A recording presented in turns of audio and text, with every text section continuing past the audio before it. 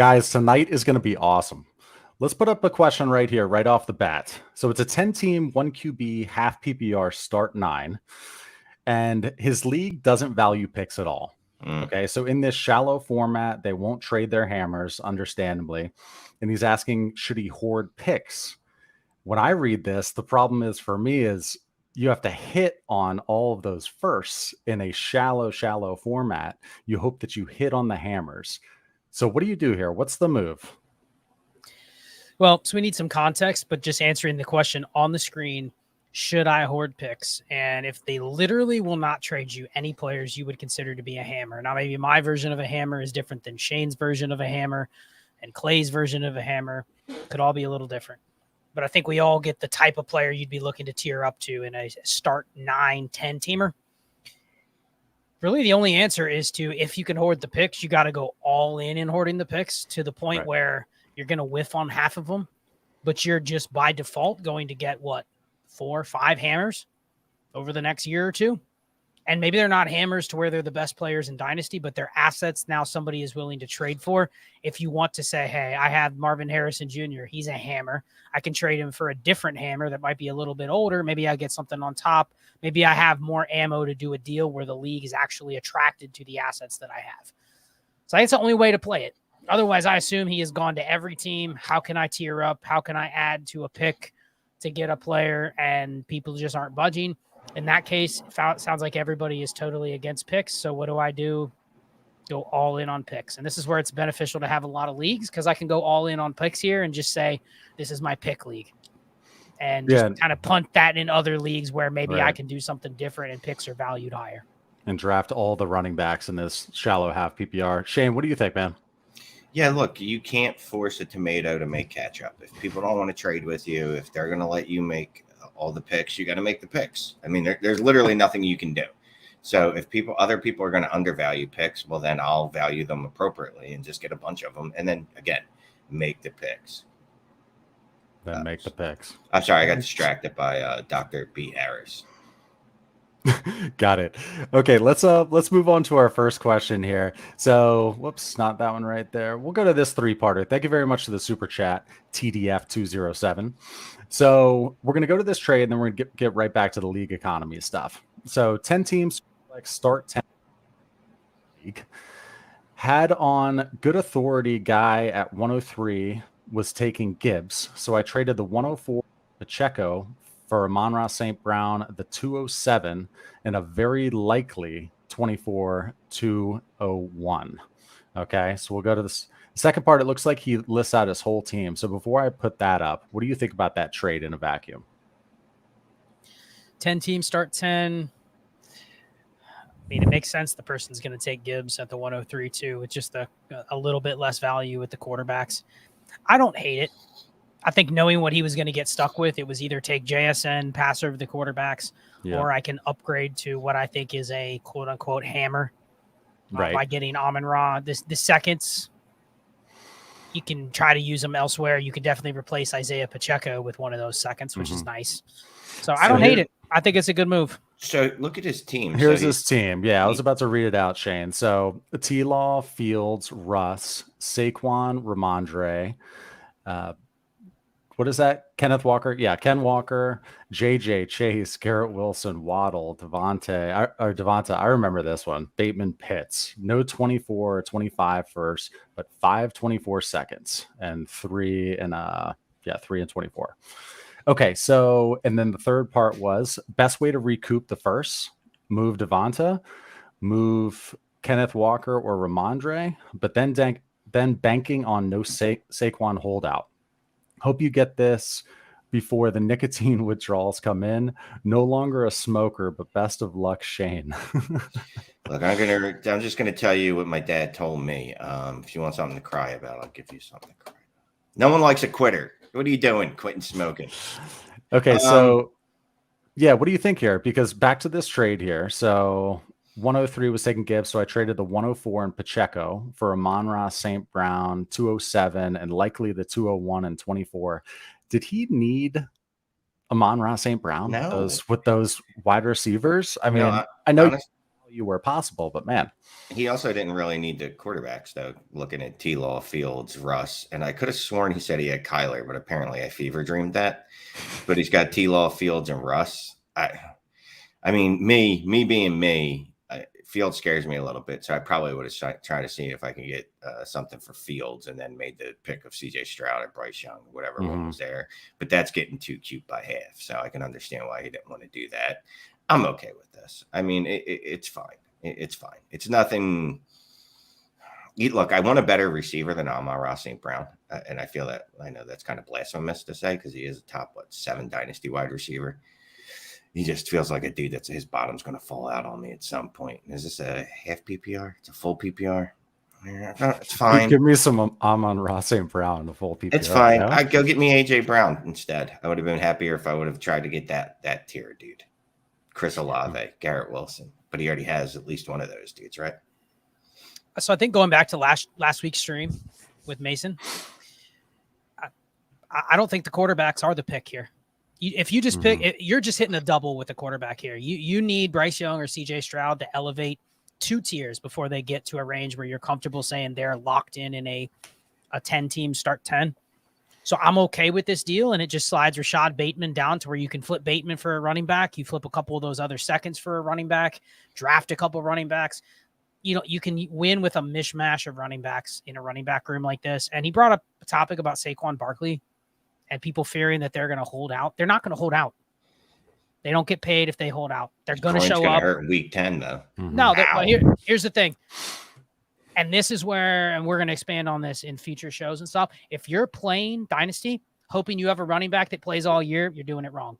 No running back should be valued more than what they're giving me this week. Not a single running back in Dynasty should have value past 1 year. That includes Bijan, that includes Breece Hall, that includes Jahmyr Gibbs. Now, can you say next year you feel a lot safer about them in the offseason? Sure. But sitting here going, oh, Saquon, he might hold out, he might miss some games. You better have your running back room built every stud's going to miss a month, if not more. So if you don't have enough reinforcement, that's why you have those extra picks. That's why you play the any running back on the 53 strategy. We went through and looked at the other day, every running back they could potentially hold out. How far are we going to go with this holdout scenario? Why would any running back in today's NFL ever take a carry that they're not getting paid for? Well, if they were smart, I mean, if we're going to get into union talk, they would unionize and they would all strike at that position. And but you know what we would do? We would take every backup and they would just be the starter in the NFL. Wouldn't miss a beat. No. The line needs to, the NFL would definitely miss a beat. If people think there's not a difference between Saquon fucking Barkley and Matt fucking Breida, then they're blind and stupid and they shouldn't be allowed to watch football. I think teams would just throw it 75% of the time and just get more. Well, that might be more likely to happen. I think the point is that with this topic, because this is going to come up in the next couple of weeks with the running back talk, is you got to build your running back room assuming things are going to go wrong. So that's why he has those reinforcements. Do I like Rashad Bateman in a 10-team start 10? Not really. But he should be able to be turned into a running back. But here's the thing. So I get the double, the pitcher, the quarterback would be a double. So's Amon-Ra St. Brown. He's a very nice double, and he might be able to steal third for you, but he ain't a home run. Like, I'm just looking at the scoring from last year, and I like Amon-Ra really, really a lot. Because I can't speak English, so that's how I'm saying words tonight. I like him really a lot. But if I wanted to go for a home run, I'm going Tyreek Hill, Devontae Adams, Steph Diggs, Justin Jefferson, Jamar Chase, CeeDee Lamb, AJ Brown. I mean, this was a 104, though. It wasn't the 101. So, I mean, we don't know what else he tried. I get what you're saying. You straddled that tier. I mean, you're straddling that tier already. So I'm just going to stick it in a little further and see how far I can get. But it's not a bad trade. I'll say that. It's not a bad trade. Yeah. Not a bad trade. So let's move on to this one right here. So 12-team Super 10. No one will sell the elite QBs in my league. We love having 2 elite QBs in the Superflex, but it's just not possible for this league mate. Okay. And let's say he had Kirk Cousins, and Daniel Jones, right? And couldn't move off of them and does not have his 24 first. So what are you doing here? How do you play in this league, in a super flex? Nobody's moving off those elite QBs. You have some meh ones and no first. Shane. I'm sorry. So he wants to buy a quarterback, but no one will trade him a quarterback? Well, we'd love to have elite QBs in Superflex, right? Yes. But in his league, they are not budging. They Well, are not moving. He's got Kirk Cousins, Daniel Jones as QBs, and no 24 first. well, that's what I was going to say. Well, then you try to draft him, but unfortunately, he shot himself in the nut Right. and got rid of his 24 pick too. So I'm going to blame him for that. If he knows no one's going to be making trades for him for a quarterback, you got to try to have some picks to make quarterback picks. That's going to be your only avenue to get them if no one's going to trade you an elite quarterback. So, I mean, I'm sure Scott has thoughts, but I'm not a magician. I can't make people trade with you. If they're not going to trade with you, you should have held on to your 24 first. So I'd say go get some more picks if you can. Yeah, we're in the midst of recording the Mind Warp series, myself and Adam, and it's very interesting. You look at some of the nuances of 4-point per passing touchdown and 6-point per passing touchdown. We don't have those details on this question. So there are leagues where I'm going, if the market is the elite QBs are impossible to get, and then I look at the scoring and I go, relative to everything else, it's really not as impactful. I'm not going to obsess as much about having to have those players. I'm fine with the Kirk Cousins, Daniel Jones build. Even in a startup, if the price is just that high, I'm okay fading it because we've talked about it in the past. It's not just fading it because of the scoring. It's fading it because everyone else in the league and the market is going like, these guys are untouchable. Every quarterback is worth 3+ firsts, if not 4, 5, 6. Like they're literally unattainable to the point where you're better off just building your team a different way. If 9 other people value something too much, you're better off going the other way and valuing other things differently than they do. Just going the other way. Even if you want to play the way that they are, don't lean into it because it's just going to make your life really difficult. Good call. Let's put up this super chat from Corey here. Thank you very much, sir. First off, says, love the roster review. Thank you all so much. It was great. His question was, where do you all draw the tier line on who you'd consider wide receiver 1 hammers? So what do we think, guys? T. Higgins, not a hammer. What about Tyreek Hill? Yes, hammer. Tyreek Hill's a hammer. Where's the line? What do we think? You know, I do go back and forth on this, right? Because there's some of it like the value proposition versus just the production perspective of it, right? Because obviously I'm absolutely madly in love with Garrett Wilson and Chris Olave. Like I would tongue kiss both of them if I saw them. And most of that is because of, it means I like them, Scott. You do that to people you like. You'll see. I'll see you in Canton. Anyway, both of them, you know, I consider hammers, but more from the perspective of what they can be. If we're talking about legitimate, like I need to win next year. These guys are going to give me the highest points, most points. It's Cooper Kupp, it's Tyreek Hill, it's Steph Diggs, it's Devontae Adams. Scott, thoughts? Are you still a little weirded out about the tongue kissing thing? Are you good? I've known Shane for a really long time. That's not even in the top 100. No, not at all. Not at all. So we just did those tier down, tier up videos on Manila and Chill. And we literally went through the range of not Jefferson and Chase, but everybody else in that next tier. And I think we both were kind of clear as to which one of those we'd be looking to tier down from. Yep. But your opinion may differ. You may sit there and say, you know what?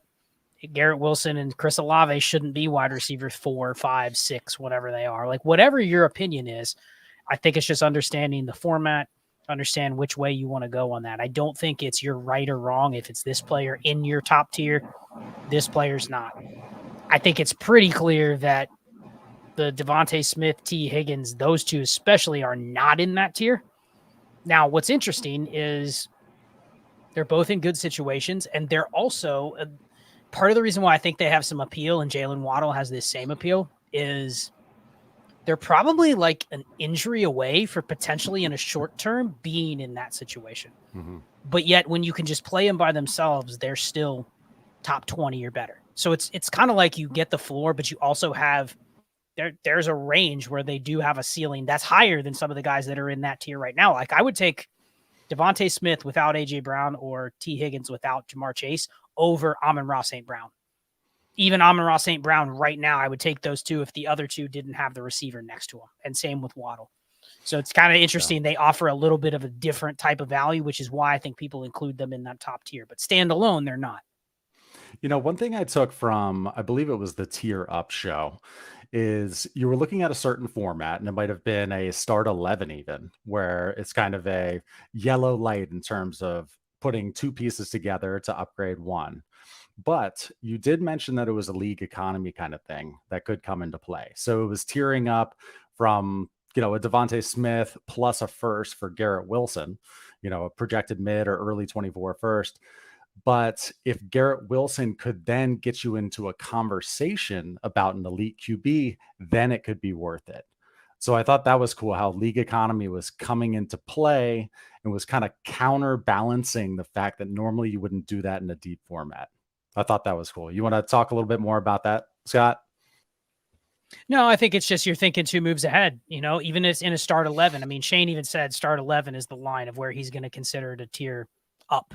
Start 12, start 13. We play in those leagues. It's very hard to say I'm going to give two pieces for one if the two pieces are in the desirable range where the other person is interested in the package. They're not just two nondescript pieces. It's two like legitimate, hey, both these guys are in my starting lineup. I'm willing to do the 2 for 1. A lot of times you're not comfortable making that deal unless you're going, like the question earlier, it's a start 12, let's say. I can't get a good quarterback. Nobody will trade me one. I've been trying to combo every two pieces I have into a QB. Nobody will bite. But if I somehow can turn two of those pieces into a tier up, then I can include Garrett Wilson in a trade with a second. I can maybe get a top 12 QB, possibly. But I could never have got it with the Jerry Jeudy in a first. I think that's the example Shane gave where that side, no appeal. I have Garrett Wilson, and I'm willing to add a little bit to that. Then I'm in striking distance, at least to up tier again to a player that probably is harder to get. Good call. Okay, so let's put up a quick trade here. So Trevor, thank you for the super chat. It's a 10-team start 10 PPR with a 0.75 tight end premium. So 1.75 tight end premium is what we call it. Startup, JJ, AJ Brown, Andrews, Saquon. Uh-oh, did I pull up one that's missing a part? Whoopsie. Well, That's in right. fairness to you, it does not say that it's part one of any. Okay. So, or unless he means it's part 10 of 10 and you missed the first 9 parts of the question, which that All would suck. I'll look for Trevor. Yeah, we'll go back to that. In the meantime, these are always cool to see. So from Manny, our first super chat finally could make it to a live show. No question, the best show on YouTube. Just wanted to say thanks for all the great content. Hey, I appreciate you, man. Didn't even have a question. Just wanted to shoot us a tip. First super chat. Congrats on that. No, thanks for watching. Okay, so Shane is still looking for that. Let's move on to this one right here. CLCF15. Thank you for the super chat. Hey, fellas, 12-team start 9 Superflex PPR, no tight end premium, win now mode, shy of one hammer. Would you trade Pitts for Chubb and Njoku? No. Let me. No. Okay, just go ahead, Shane. No. You just said you're shy of one hammer, and then you're taking the thing that could be a hammer and splitting it up to water guns. I don't even know how the math works out on that. I like Njoku. He's fine. Chubb is fine too. But no, I'm going Pitts. Even with a no tight end premium, I want Pitts here. If I was trading Pitts for JT, CMC, Barkley, Breece Hall, obviously Bijan's a fever dream too, but like then I can say it, but not for a 27-year-old Nick Chubb and David Njoku, who just had his breakout year as the tight end 9, I think he was, or so. Yeah, I cannot wait for that TikTok where Liam takes a big hammer and turns it into 2 water guns. Oh yeah. It'll happen. I've got the timestamp. It's 1830. Will get me there. That's good stuff. Okay, and Shane, I was going to sing your praises here on behalf of CLC F15. It says shout out to Shane for answering my Twitter questions too. #Louis, whatever that means. Maybe that's something between you guys. Maybe, but I won't remember. Yeah, look, sometimes I answer Twitter questions. Most of the time I do because I have OCD. So please don't send them to me because I have OCD and I feel compelled to answer them. Shay, did you say you found? Yeah, I did see that. Okay. Thank you for bird dogging that. Back to you, Trevor. Again, it's a 10-team start 10 PPR, 1.75 tight end premium. It's a startup. Justin Jefferson, AJ Brown, Andrews, and Saquon. Not a bad start there, right? Let's see what he ends up with QB-wise, though. Jacobs, Eckler, Jameson Williams, Kirk, Russ, 49ers QBs. Okay, so Kirk Cousins, Russell Wilson, 49ers QBs, Bateman, Gibson, Mims, Penny. Do I need to go out and get a hammer QB? Okay. So again, it's a 10-team start 10, Superflex, 1.75 tight end premium. Does he need to go out and get a hammer QB? That's his team, and he also had a bunch of good players on the first side. My inclination is no, because the way he built his team, he probably leaned into the fact that the QBs were too expensive. I like the depth that he's built. He's definitely trying to win in the near future with the way that he's built, but he's also taken a couple, I would say, insulated pieces that are not going to just completely expire on his team. But for the most part, he's kind of built for, like, he's going for it. So I think instead of going for a hammer QB, which I'm guessing if he tries to go for a hammer QB, it's going to cost him Jefferson, AJ Brown, Mark Andrews. Exactly, the big boys. I'd rather go with give me enough QBs. I don't love the 49ers having the combo because it's a 10-team start 10. You've wasted a roster spot and probably like a top 10, 12 startup pick on a guaranteed loss with one of them. Yep. Really what you need is like 4 QBs in the Brock Purdy, Russell Wilson range, and you just kind of play matchups and get by that way. That's probably going to be easier to accomplish than it is to go try to get a hammer. Because if they didn't let you get a hammer to start, you got Justin Jefferson, Mark Andrews, and AJ Brown, they're probably going to say, Shane, can I get Lamar Jackson? And you're going to say, give me Justin Jefferson. Yeah. So why did I build this way in the first place? I would have just probably taken the QB when it was there. So I like the way that he's built. He faded QB, probably in a room that was too expensive to get him. But don't chase it now in trade because you're probably going to pay more in trade than what you would have had to do it in the startup. Just get more QBs. Well, let me ask you this, because with the 49ers QBs, yeah, I mean, it's gross. It's a mess, right? But let's say Trevor were to trade the package of 49er QBs and he could get a late 24 first, or I'm sorry, let's call it a mid 24 first, right? But doesn't get any QBs back in return. So he gets the mid 24 first for all of those 49ers QBs, and then he just has Kirk Cousins and Russ Wilson. Is that still the right move? Would that mid first then now provide that chip to be able to go up and get a hammer QB? Again, the issue is you're moving from Kirk Cousins and Russell Wilson. You can't even get in the conversation for a hammer. Yeah. That's the problem, is just throwing them at someone generally isn't going to be enough. So I made a trade today with Dogtown. He gave me Aaron Rodgers and 224 first and Jack Charbonnet, and I gave up Lamar Jackson and Elijah Moore, and it's a PPC, so it was definitely. If it would have just been Aaron Rodgers in a first, we're not even talking. Right. If it would have been Kirk Cousins in 2 firsts, we still wouldn't even be talking, because just Kirk Cousins and Russ Wilson just don't move the needle like that. Yeah. Yeah, I think you got to go at it you got to get the volume at QBs. You got to go gross. You just probably need more than 3, probably need 4. Mm-hmm. I just don't love the doubling up on the 49ers QB because you're weak at QB and you've just accepted you're going to get a 0 between one of them. So, yeah. Okay, let me just throw this in. Well, let's say hey to the crowd. We got 270 eyeballs in here. I did want to mention with the super chats tonight, and kind of indefinitely how we're going to do it, or at least tonight's going to be a pilot, is we appreciate all the super chats. But the 199 like 3-parters, it just makes it challenging. It's not the best like viewing and listening experience necessarily for everybody. So with those ones, what we decided we're going to do is Shane will take one, and then Scott. We're just going to go back and forth on those. So you can still do that. It's still an option. It's just we would request that you get the idea. I think I said enough. I was about to repeat myself, I'm sure. But thank you very much. Let's move on to the next question here. I'm going to put in one more trade, and then I'm going to find a league economy one. So actually, this is just a shout out.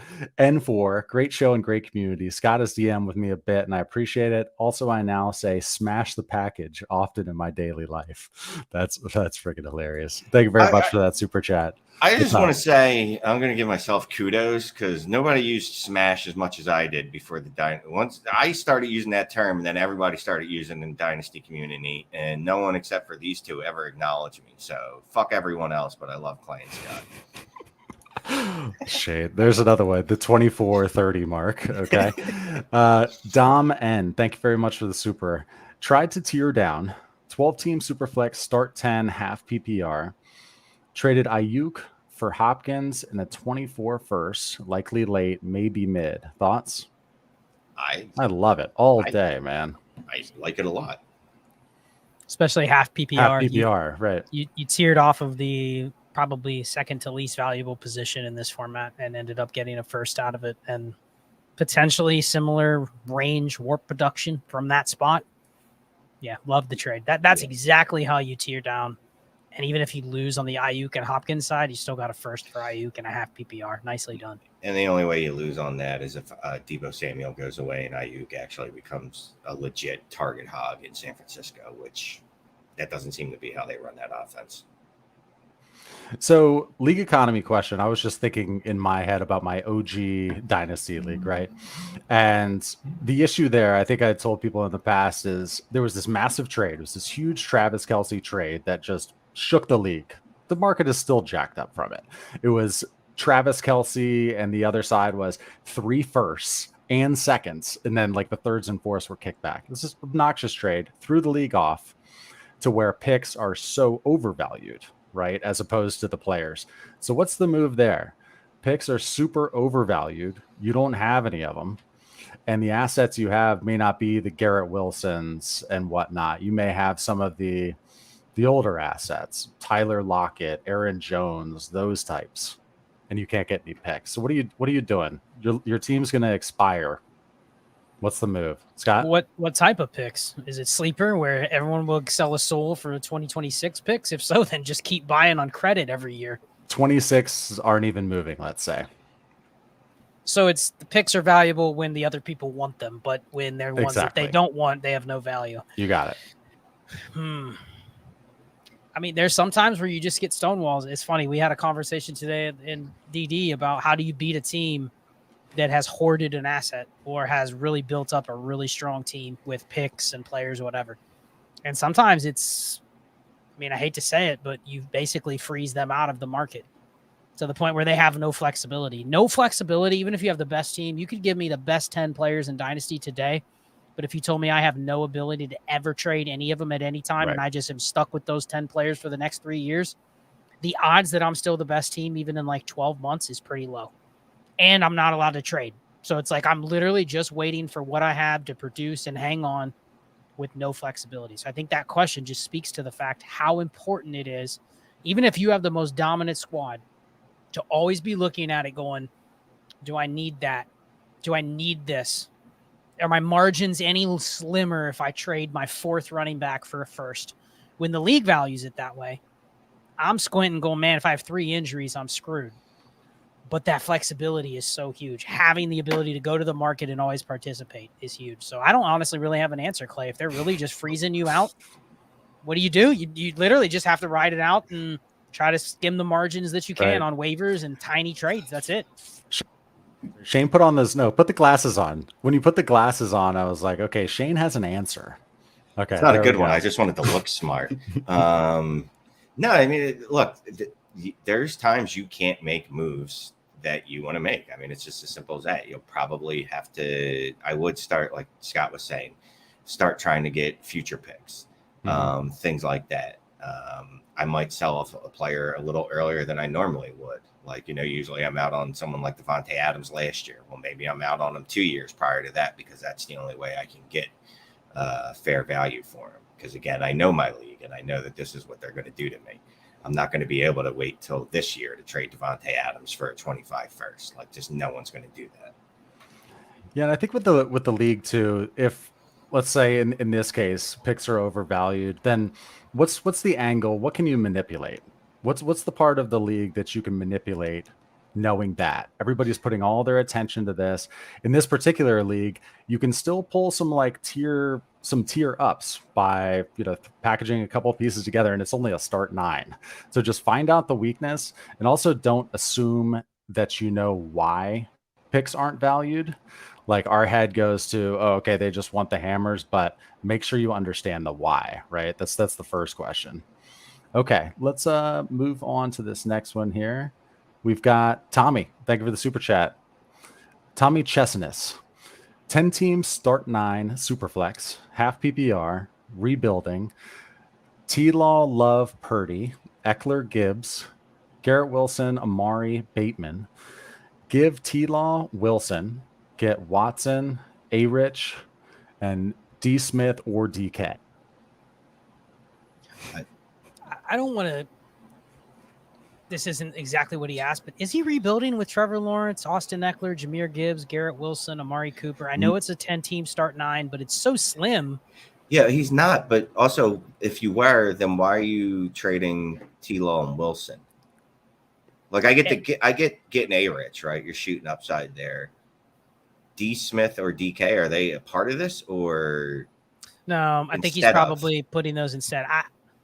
In a 10-team start 9, I really don't want to trade a quarterback in Garrett Wilson for 2 quarterbacks with the way he has his team set up. Now, if he wants to take Austin Eckler instead, Amari Cooper instead, then I'd be willing to consider it.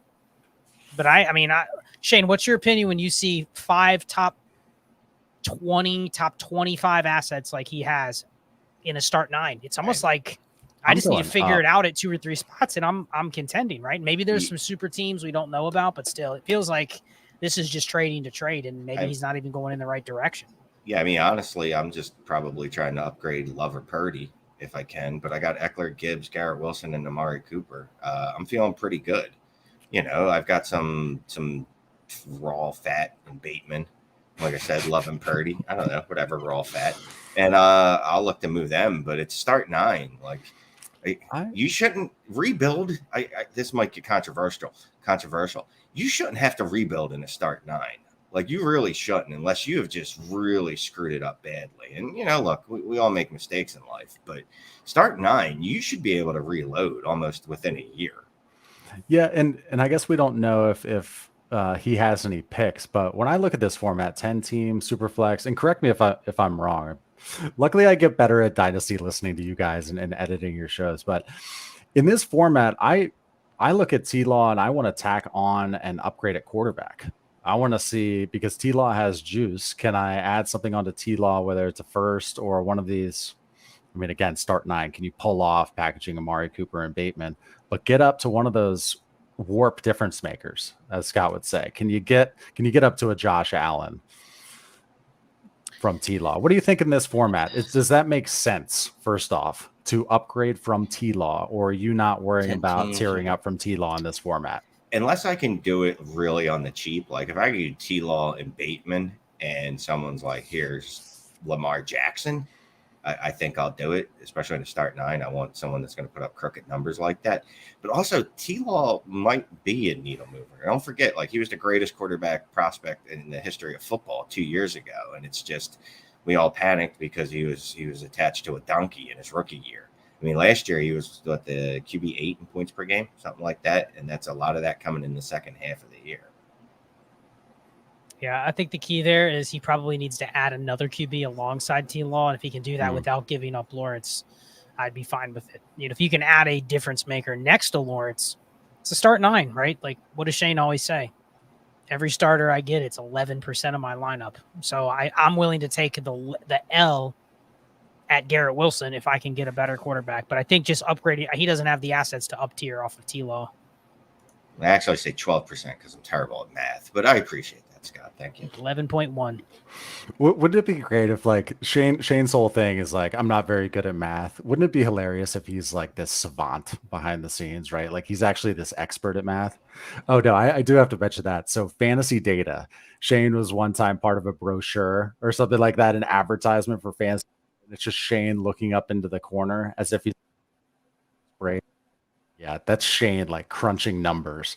There's all these like crazy math algorithms next to his head. All right, thanks for letting me share on that. Okay, let's move on to the next one. I traded Devontae Smith and TJ Hawkinson for Pitts last offseason. Whoops. Do I dare draft Kincaid at the 110 as Superflex rookie draft, or take the best wide receiver / running back available? I also roster Schultz and Juwan Johnson. Thanks, guys. Thank you for the super chat. What do you think on here, Scott? Did he say what the format was? No. No. Unless there was another piece. I'm not taking Dalton Kincaid in the first. I don't care what the format is. It's Superflex. I know that much. Superflex, I don't care what the tight end premium is unless it's like start 2 point PPR or 1.75. I'm just not taking Kincaid. Not at the 110. Especially if it's, I'm assuming that probably Zay Flowers, Quentin Johnston, Jordan Addison, those guys are gone.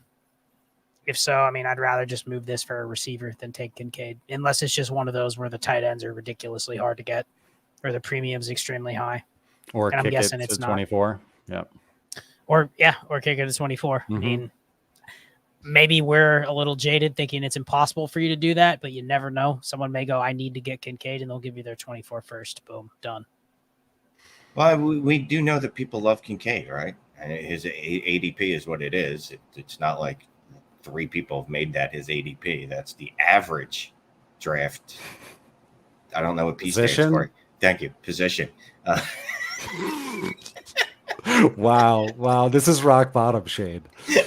Oh, you haven't seen rock bottom yet. Okay.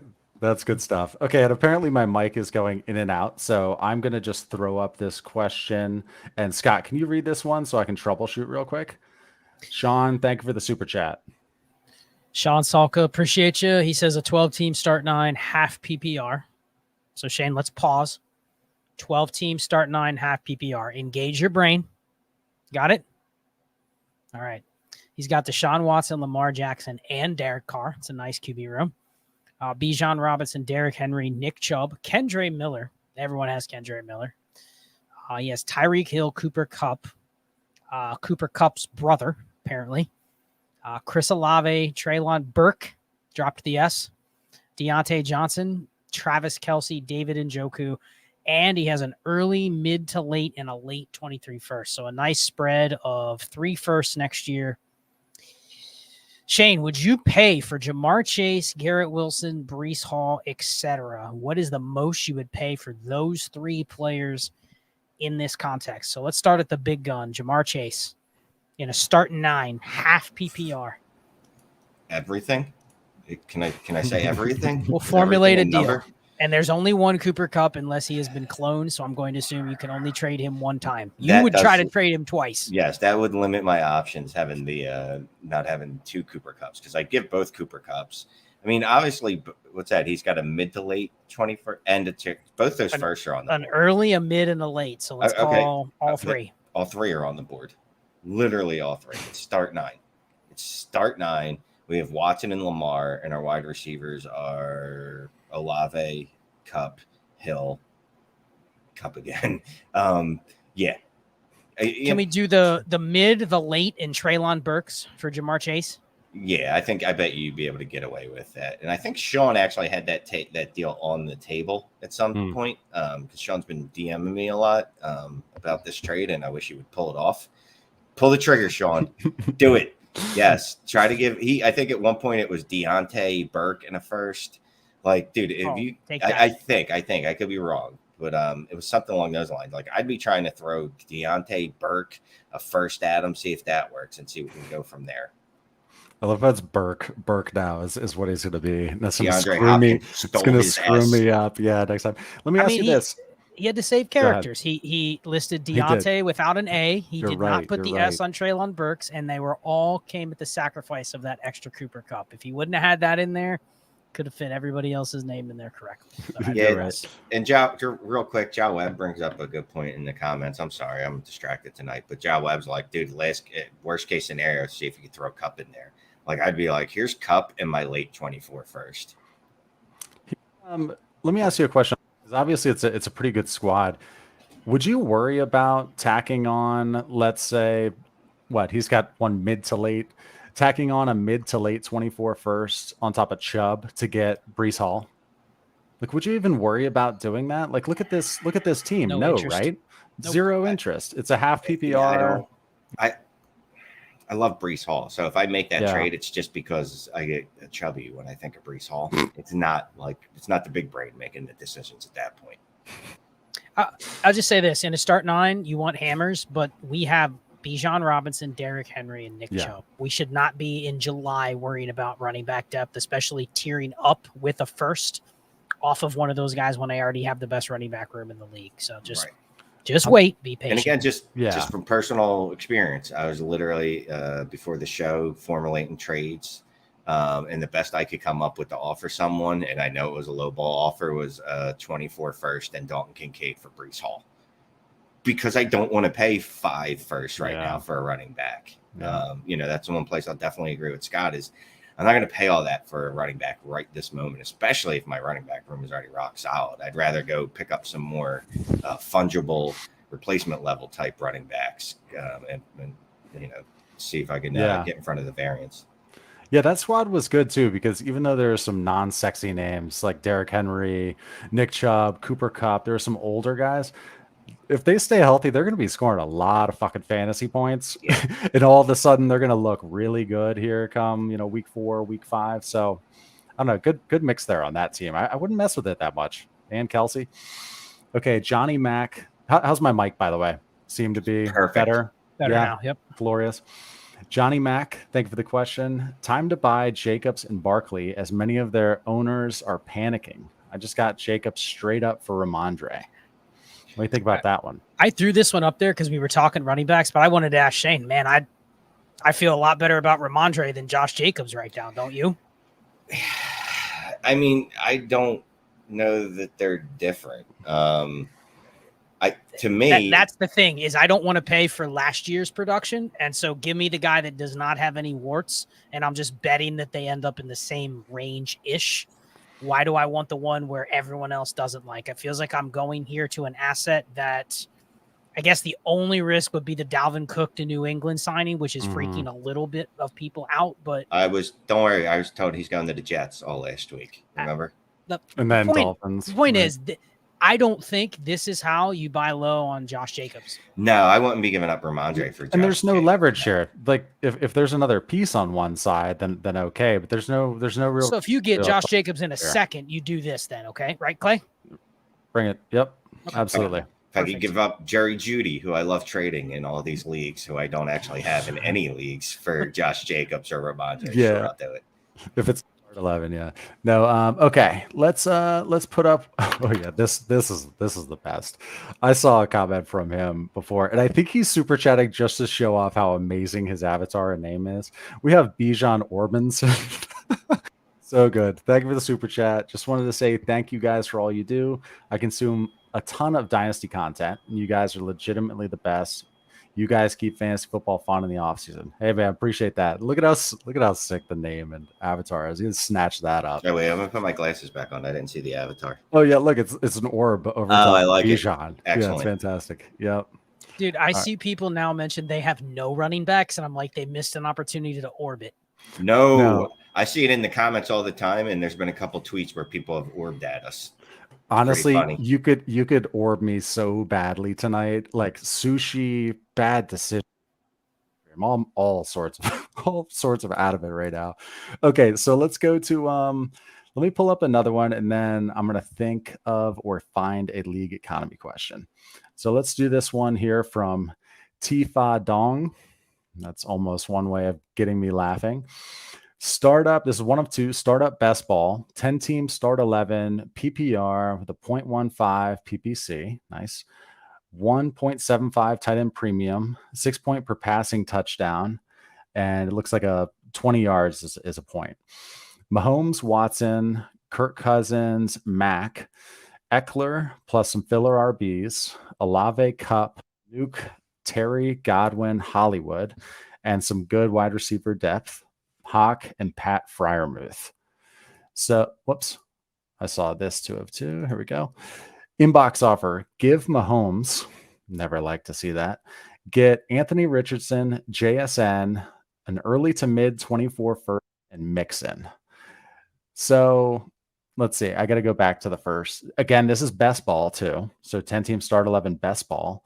Current QBs are Mahomes, Kirk, Watson, Mac. What do you think here? Inbox offer.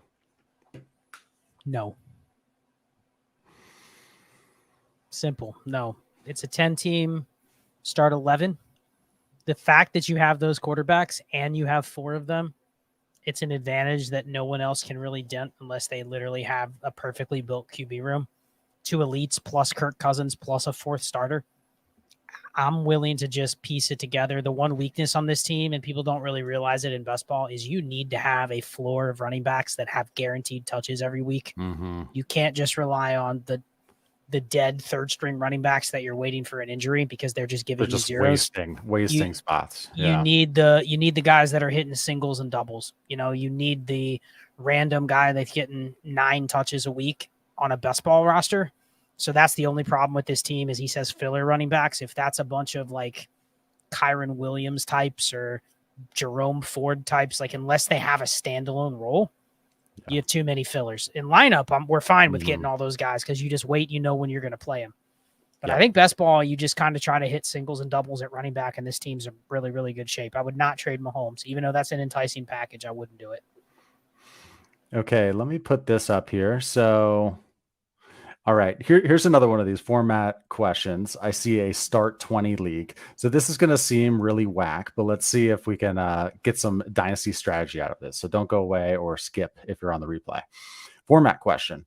Would you approach a 6-team start 20 league designed to mimic the value of a 12-team start 10 league any differently than you would a 12-team league? That's interesting. So it's like deconstructing a 12-team start 10. Making a 6-team start 20. What's the difference? Shane, you got any thoughts? My brain is spinning, so I have a bunch of thoughts. Hold on, I'm doing math. Give me Jalen Hurts and Mahomes and win the league. So it's a 6-team start 20. So there's 120 starters either way, right? I got to be honest with you. I don't even know because start 20, so depth has to matter a little bit, right? Like I still have to start 20 players. No matter if we say it's 120 players across the league, whether it's 12-team or it's 16, I still have to find 20 starters. So I'm probably treating this in my mind like a start 13, start 14 normal person league. The math is the same. 6 times 20, 120, right? And then you get the same as a 12-team start 10. So I get it. But you have to adjust to the fact that, depth matters until it doesn't. I need the best possible tight end, the best quarterbacks I can get. I will literally throw darts at my other starters. Right. And even if it's wide receivers, think of the receivers that other people may hoard, because that might be the problem. Someone else hoards a bunch of receivers and you're like, man, I got to throw in Zay Jones. I got to throw in Odell Beckham. You know what I mean? But I'd rather throw those guys in and just go, I have no choice but to play him. But I have Travis Kelce, Patrick Mahomes, and, Joe Burrow. And I'm literally starting those 3, which means I'm starting 20% ahead of every other team to start. They better hope that the random receiver that I throw in there, or the random, 12 receivers that I throw in there, none of them have a 20-point game. Otherwise, I'm probably going to beat them. So it's very interesting, but I think you just have to take the positions that have fewer requirements. I need the very top there. You do not want to be starting QB 12 in that league. Otherwise, you're literally just way behind everybody else. Good call. Okay, so let's go to Aaron here. Actually, it doesn't have a question, but let's just throw this up here. Thank you very much for the super. Great show, fellas. Special shout out to Scott, though. His all-around work on fantasy is superb, and he's someone that is going to blow up. It's just a matter of time. Keep grinding. Everybody who should know Scott, lots of people who should know Scott know Scott. And Shane, I may be speaking out of the side of my mouth, but you don't care about blowing up. You are well liked and well respected in this industry. I could be wrong, but you've already blown up for us and our subs. I mean, honestly, I have a day job and a career that I love. So what is the definition of blowing up? You know what I mean? Like, we love doing this. Like, this is what we got into doing this for. So I appreciate the words, but I think there's just what we've never really talked about it publicly, but I think we all have kind of different aspirations for what we want to do, but we're in line that we want to just grow this channel and continue to do this kind of stuff and interact with more people. That's literally what we're all here for. Yep. No, thank you for that super chat though. And the kind words. Justin Mitchell to review follow. Jane and Scott. I'm broken again? Yeah. Virtual background, man. Here, I'll read. Roster review follow-up. Thanks, guys. Appreciate the feedback. Just wanted to get clarity because there was confusion during RR. roster review. Thank you. 12 team Superflex 11. Quarterbacks are J.A., Josh Allen. Okay. Anthony Richardson, Jordan Love, Trey Lance. Which QBs to target for upgrade? Love and Lance is the only quarterbacks I'm looking to move. I remember this roster. I think we said Anthony Richardson, the only way we're going to move him is if we get Lamar Jackson, Jalen Hurts, Joe Burrow. You listed the 5, basically, minus Josh Allen. That. It was Mahomes, Hurts, Burrow, and Lamar Jackson was for you. And can you tier up from Trey Lance and Jordan Love at this point? Or are they more of, I liquidate him if I have him? I just don't feel like you can probably tier up from Richardson, but like Shane said, there's very limited opportunities to do that. And I remember his team. I don't think it's the type of move where I want to down tier from Richardson, given that I already have Josh Allen and I have the other QBs that can work for me. So I think it's more of if I had this QB room, I've already kind of picked my lane. I've already bet on Anthony Richardson. Unless I can just eliminate the risk at his current market value, which is what? QB 8, 9, right, Shane? Like it's right in that range. Yep. If I can just eliminate the risk without paying a tax, then okay. But other than that, I mean, I think I even asked you Deshaun Watson or Justin Fields, and you were like, I'll just take Richardson. Like we're already to that point. Definitely Justin Fields. I wavered on Deshaun Washington. I'm just Deshaun Watson because there's nobody by the name of Deshaun Washington in the league. But I did waver on Deshaun Watson or T-Law. I could be nudged in that direction. But for Justin Fields, I'm like, well, no, I'll just go Anthony Richardson. I have all the risk baked in already for if I go that way anyway. I mean, I'm going to get Clay's opinion if Clay's mic is back working. Clay, if you have a guy. Can you hear me? Yeah. We can hear you. Yep. If you have a guy like Josh Allen, are you more apt to bet on the Richardson and just try to smash versus get scared and play off of the potential risk? How do you look at that? Because I do think that QB1 that you already have gives you a little more flexibility to make a decision. I think so, but looking at that QB room, I want to hold Josh Allen. I'm not trying to make. Well, that Richardson. Will you move off of Richardson? Oh, got it. Because you're worried about the risk, or are you like, I already have a hammer in Josh Allen? Even if Richardson just gives me the floor, which we think he's going to give you, I'm willing to take the upside that if he hits big, I have the top 2 QBs in the league almost. Yeah, I guess league economy would come into play, but the fact that it's a 12-team start 11 too, Superflex start 11, if I can turn Anthony Richardson into a couple nice pieces in the start 11, I would definitely explore that. I would have to look at my exposure to Richardson too. I don't want to be too top heavy on him, too overweight. Okay, so you can hear me okay? What a mess, man. That it's all right. Getting my ass kicked by technology recently. Okay, so let's keep going here. So let's go to, all right, let's pull up Paul's here and we'll discuss this. So would you guys ever do a live in-person show? Okay, so Paul, do you think, what do you think he's talking about? Like in person, like on a stage, like, yeah. Oh, my head went to reviews and I was like, well, let's talk roster reviews. Live in-person show. That'd be kick-ass if we were at the expo. Yeah, that's what I was going to say. If anybody's been to the FF Expo, Scott and I have both been on panels before, and it's kind of like that, except that we have to talk with other people. Whatever. I mean, on the panel, they're fine enough. But I would much prefer to be able to sit on a stage and talk with these two than some randos. Let's get a giant overlay, a huge cardboard cutout overlay to where it's this right here. And we're just talking forward. Maybe somebody's recording it. That would be amazing. I mean, we might be able to make it happen. Honestly, they have stages with mics and everything. I have no clue how it gets arranged. It might even be too late to do it because it's literally in like a month. But I mean, the first year I went was pre-COVID and they had a panel and they had a couple podcasts that literally did live podcasts and they weren't great because content was totally different back then. But I mean, I think if you put a literal live Trades in 5 show and took live questions from the audience, that'd be so fun. I think I mean, I'm not bragging because it's us, but I think that would be a live show experience that there wouldn't be any other like that at the expo. So I don't know how we make it happen. If anybody is listening, hit up Bob Lung. I'll hit up Bob Lung. Hit him. Yeah, Bob's a good person to go to. Hit him up. Yeah. I would be willing to do it.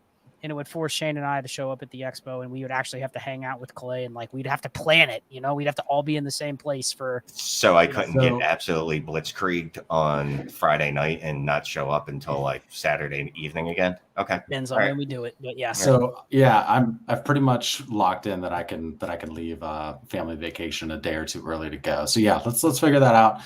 Let's pull up Paul's other question though real quick. Actually, let's save this. Let's get into some Dynasty content. UT0OB from Canada. What do the footballers say? Bonjour or something? When someone says Canada. 12 team Superflex start 10. Core is Lamar, Watson, A-Rich, ETN, Diggs, Ad/Flow, Ridley, Pitts. Trade 324 firsts, including the 101, and 3 seconds for CMC, Eckler, Cup, and Adams. Trying to just buy a ship. What do you think here, guys? Oh, I think that is Jordan Addison and Zay Flowers for Ad Flow. Oh, nice. Interesting how he listed them. I didn't mess it up enough for that. So add these guys and flow them into Calvin Ridley and Kyle Pitts, right? I don't hate this. I'll just talk first real quick. Lamar, Watson, A-Rich.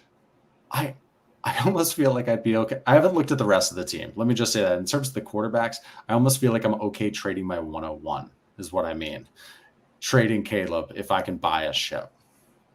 I don't know, man. This is my only league, maybe.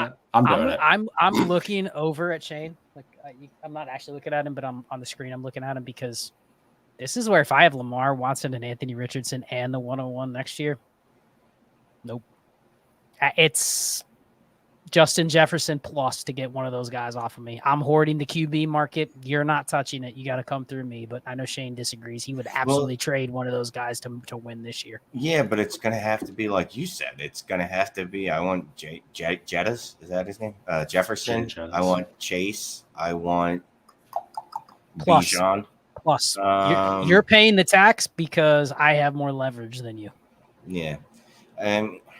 Look, I don't really care. I do care. I don't like trading future first, but I get the case of wanting to win a championship.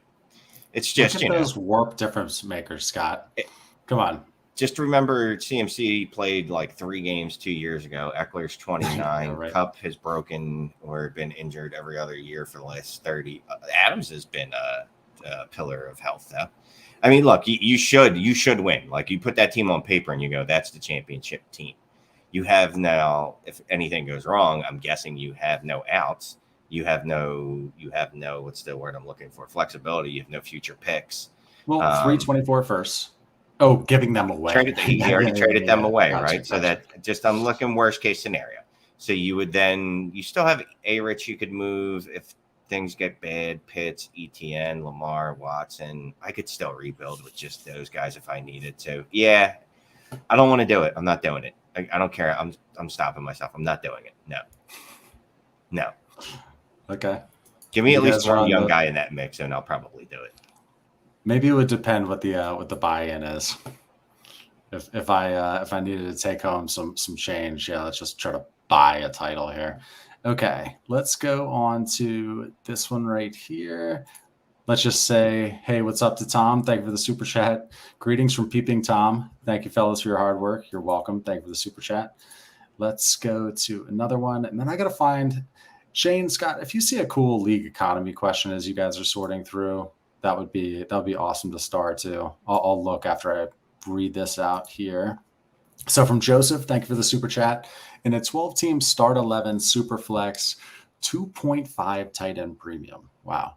6 point per passing touchdown, startup, pick 10th, third round reversal. What strategy should I employ from the 110 position with the large premium? I mean, are you taking, like, let's say Andrews, Kelsey, and Pitts go before that. Are you taking Goddard at 110 in that premium? Like, what if the best quarterback available is T-Law? Done. Okay. 6 point passing touchdown. I'm taking Lawrence. 6 point per passing touchdown. What if it's Fields? I'd still probably take the quarterback here, just because 6 point per passing touchdown is just going to elevate Fields a little bit more above what he would be in 4 point, but he's still relative to the position. He's still going to be, unless you just don't want Fields. I think the scoring lends to me, I'm willing to take a QB more so than if it was 4 points. But if you just don't want Fields, then that's okay.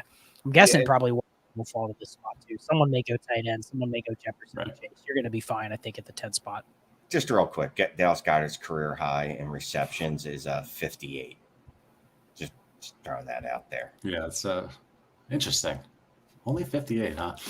Yeah. Let's talk about this real quick. So 110, let's say he grabbed Deshaun Watson. Okay, and there's a third round reversal. How should he approach tight end with this premium? I mean, 2.5. Well, it's a numbers game, right? So he has the 110. He also has the 203. So he has 2 of the top 15 picks. You can map it out. Where's your quarterback line? Is it Richardson? Is it Fields? Is it Watson? Depending on how many of them are gone, you can kind of decide, okay, it's going to come back around to me.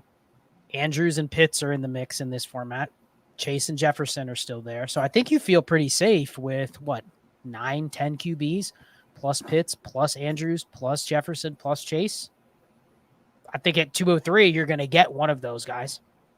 I don't know which. It could be a wide receiver or it could be a tight end, but you're telling me I start with Deshaun Watson, Mark Andrews. I'm fine with that.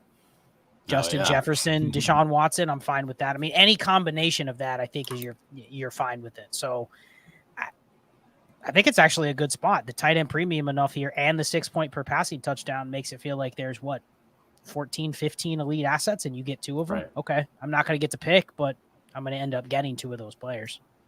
Yeah, I mean, actually, it's a great spot. Yeah, you've added 3 people to the first round: Kelsey, Pitts, and Andrews. That probably won't get. Yeah, someone may even take Kelsey too. So yeah, that exactly. I agree. Yeah, that's a good spot with the third round reversal too, and that premium 110 looks nice there. Okay, let's go to what is this? Okay, I see Warp. Ducky J, thank you for the super chat. League mates treat my Superflex league more like a 2 QB league. Curious, I ran the warp tool after changing the setting to 2 QB, changed quite a bit, lowering QBs closer to other positions. Thoughts? So we're going to cover this on Mind Warped, so stay tuned. I would actually want to see it by actually looking at this league. I have a couple hypotheses as to why. So you have to remember, Warp is calculating the above replacement value.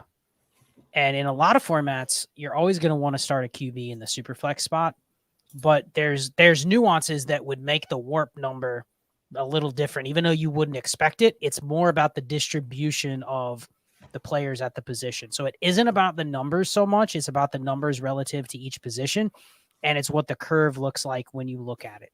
So a lot of times you'll see the curve change, but you go, nothing really changed in the format other than this one thing. And you didn't realize it was such a big nuance. So I would actually ask him. I know last week I said to do this, and I literally got a dozen messages with people saying, hey, send me that graph. And at some point I had to just say, hey, try out the tool. You can literally try out the tool for $6 and you get it for a month, which means you can plug every league in there, save the images, you have them all there, and you don't have to really run them again until next year. So if you want to do that, fine. You can get 20% off if you use Trades in 5 as the coupon code. I would say for Ducky though, send me the league ID on Sleeper, or send me your Sleeper ID, and I will pull it up for you and kind of just look at it real quick. But we will cover it on Mind Warped. That is one of our formats, is 2QB. Yeah, and if you want to check out the Warp tool, so go to southharmonff.com. So South, like you would spell it, HARMONFF.com. And then you'll see in the top left corner, free tools. So if you hover over that, you'll see Warp Demo. So that's where you can check it out. And yeah, like Scott said, super cheap to try it. 20% off using Trades in 5. So give it a look. If Scott Connor and Shade and I are eventually going to be more warpy, but if Scott is into the warp tool, right, and cares about it, isn't that something that we should care about? Well, Yeah. here's the only thing with Warp is that was already in my head. I didn't have a title for it, and it's kind of how I always played the game Well, already. what the hell? Why I did just you come didn't- out with a title for it? Okay, and I didn't have a graph for it. I can't make graphs. I don't know how to do that fancy stuff. But in my head, it existed. I just couldn't formulate it into words for other people to understand. So now it's like people are getting to see what it's like to be inside my head for a little bit. So that's awesome. I'll just say I won't plug this too much, but that is literally the reason why we're doing the Mind Warped thing, is to show people how to use it. Because honestly, it's not straightforward. We can put it up during the roster reviews, and a lot of people are like, "What does that mean? What does that mean? What does that mean?" It's almost the kind of thing you have to look at it a lot of times, and you start to notice trends, because it's based on the fantasy results that you would look at it typically. If you just graphed the scoring for each position, you would see a curve, right? So you have 17 points per game, 15 points per game, whatever. Like we've talked about a lot of that stuff before. But now it's looking at it relative to the scoring of all the other positions, but also the roster parameters. So it's just a little bit of a different way of framing it, but it's still feeding in the data that you already know. So you have to literally plug in 10 leagues and look at them and go, okay, this is different. Why? Why is this league different than that one? Oh, it's because there's these 3 things that are changed. Okay, so then next time I'm going to change that in another league, I kind of know what to expect. Let's say what's Real up quick. to the Ducky J, it's on MFL. I know FML. I know what that means. I get that's that easier. reference. Send me the 5-digit MFL ID to Twitter. Just message it to me, and I'll give you the warp graph. Nice. So we have 359 eyeballs in here. Thanks so much for joining our Tuesday crew. Hit that like if you don't mind. 361. Easiest. Mine is still 59. I guess everything about me is on lag right now. Well, no, because I got glasses on, you goof. Oh, with your eyeballs. Yeah, throwing me off over there. Maybe that's it. But no, thank you very much for joining. Hit that like if you wouldn't mind. The easiest way to help out the channel, as I say. Let's move on to the next one here. So I swear, everything I read, I'm like trying to trap myself or something. A2Z. Thank you very much for the super chat. Hi guys, 12 team, 2 QB, start 12. Love it. Man, that's a tough format. PPR 1.25 for running backs, 1.5 for wide receivers, 2.5 for tight end. Bonus at 100, 200 yards, etc. Traded my 106 for multiple picks and a 24 first. Brees Hall, AJ Brown, Sun God, Tyreek Hill, JSN, Dalton Kincaid, Freiermuth, T. Higgins. Quarterbacks are Pickett, Stafford. Bad move. Shane, what do you think? Have to start 2 QBs. You like that Kenny Pickett, Matt Stafford QB room? No, I'd rather kick myself in the balls and then repeat that action again. Traded my 106 for multiple picks and a 24 first. Ooh. I'll say the scoring is interesting because it's very favorable to receivers and tight ends here. So I don't hate. The only problem is, can he get 2 more cheap QBs? If so, I'm fine going at it with, I can probably win with what I have because I have a pretty good roster. I mean, 1.5 PPR, AJ Brown, Amon-Ra, Tyreek, T. Higgins, like that's going to score a lot of points in 1.5. Yeah. And then you have, Freiermuth, fine, Brees Hall. I mean, you just need more QBs. You need more reps. You need to literally get 2 more QBs similar to what you have, and I think you have a chance.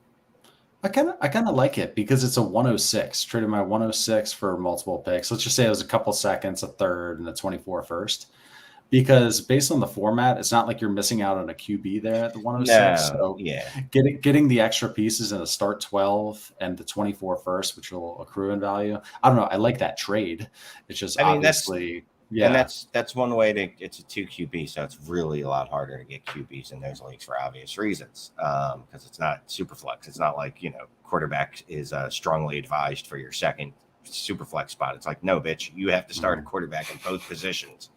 So yeah, turning that 106 into multiple picks and a 24 first really isn't bad, because hopefully that team you traded with is going to suck enough that you can make, there's a better quarterback play or more quarterbacks on the market next year, and maybe one of them gets pushed down and you're in a position where you're not taking a Kenny Pickett type prospect at 107 or whatever. So I'm wondering though, just hear me out here. Is this a trade where he traded in the rookie draft, or was this a startup?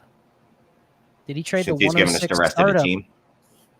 Well, I honestly can't tell. I've read the question like 5 times. No, because he right. says You multiple can't. picks, but he didn't say which picks, which is odd because he also then listed rookies. So I wonder if maybe he exactly. traded the 106 startup down for multiple startup picks and built this team. I don't know. But if he traded the 106, I wouldn't do that in that format. But I guess if he only gave up one, like literally the 106 and got a bunch of stuff back, like all those what's pieces, multiple then picks? Wouldn't you think he would have listed it was the 111, the 203? You know what I mean? I think it's just not a startup, but A to Z, you can let us know in the chat and we can just address it. But thank you for the super chat, man. Much appreciated. So let's move that comment here. Let's go to, all right, this is funny. Emerson Diaz. I'm going to make a Twitter just to ask Shane questions now. I know you guys bring... follow him first. Yeah. And then ask away. As long as you're following him, he will respond.